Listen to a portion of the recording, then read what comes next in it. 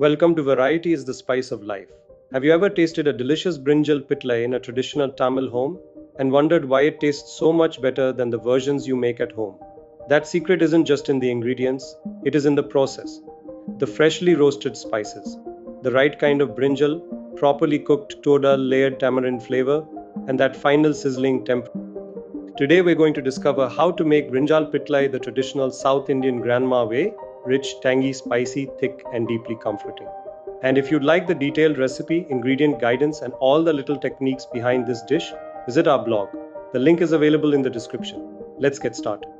Brinjal Pitlai may look like another South Indian brinjal curry, but it is actually quite different. Traditional Tamil Pitlai is a thick, hearty preparation built around tamarind, toor dal, and a freshly ground spice paste.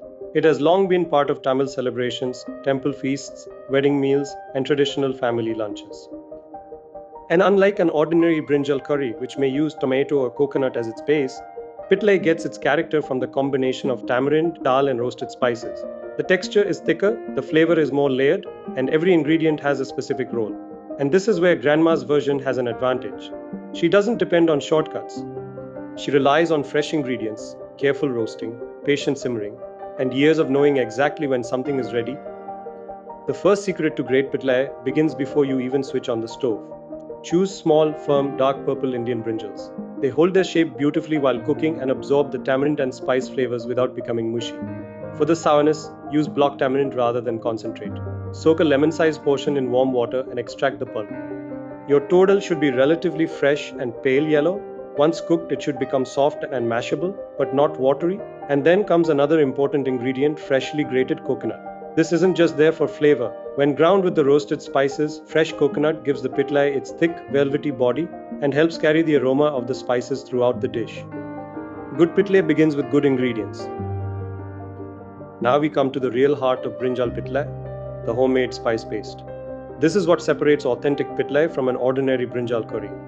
The traditional combination includes dried red chilies, coriander seeds, roasted china dal, urad dal, black pepper, cumin seeds, and freshly grated coconut.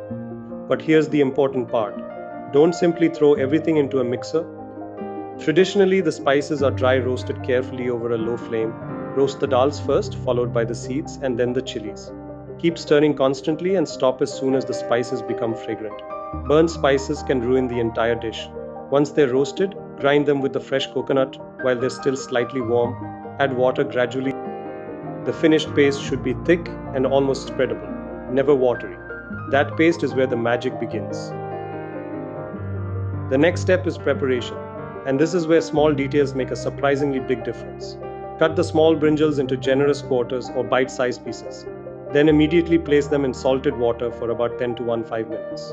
This helps reduce bitterness and prevents the cut brinjal from turning brown. Now prepare the toor dal. Rinse it 2 or 3 times, then pressure cook it with a pinch of turmeric for about 3 to 4 whistles. The dal should be soft enough to mash, but not completely watery.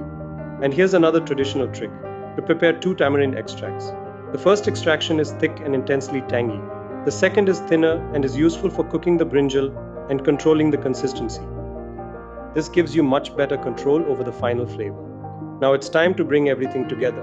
Begin with the tamarind base. Add the tamarind extract to a pan along with water, turmeric and salt and allow it to cook for about 8 to 10 minutes. Don't rush this stage. The raw smell of tamarind needs to disappear and the base should begin to thicken.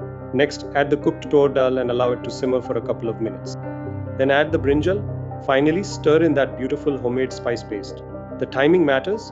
Add the paste too early and you risk burning those delicate roasted spices. Add it too late and the paste may retain a raw taste. Once everything is combined, simmer the pitlai uncovered over low to medium heat for about 12 to 15 minutes. The ideal pitlai should be thick enough to coat the back of a spoon.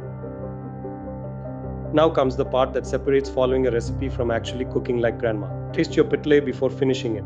Is it too sour? A small pinch of jaggery can soften the sharpness. Does it taste bland? Adjust the salt and if necessary, add a little more tamarind. Too spicy, a little more cooked dal can help balance the heat.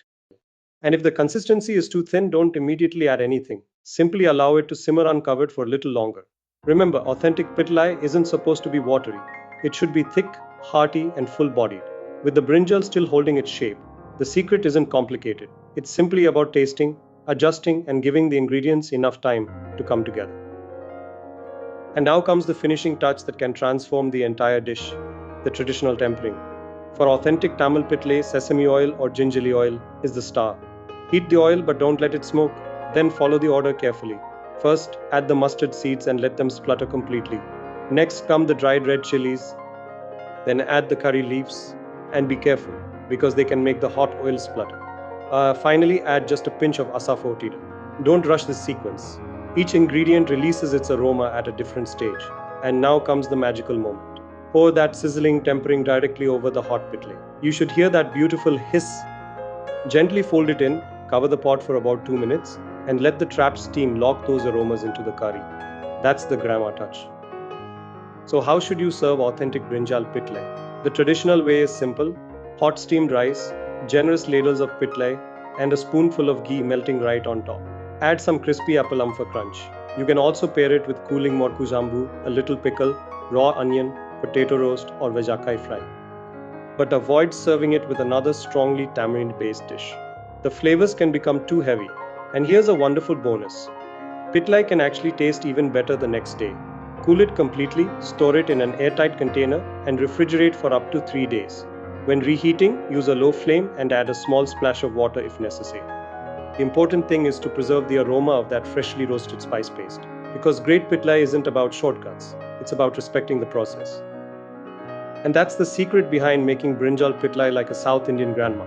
From choosing the right brinjal and toor dal, to roasting the spices patiently, preparing the tamarind correctly, simmering everything to the perfect consistency, and finishing it with sizzling sesame oil tempering, every little step contributes to that unforgettable traditional flavor. If you enjoyed this recipe and love discovering practical, traditional, and interesting content from our My Zone, do stay connected with Variety is the Spice of Life.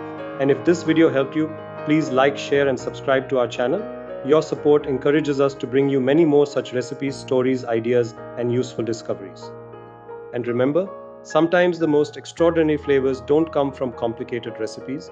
They come from simple ingredients, patient cooking, and the wisdom passed down from one generation to another. So make yourself a plate of hot rice, pour over that delicious pitlai, add a little ghee, and enjoy a taste of South Indian tradition. See you in the next video.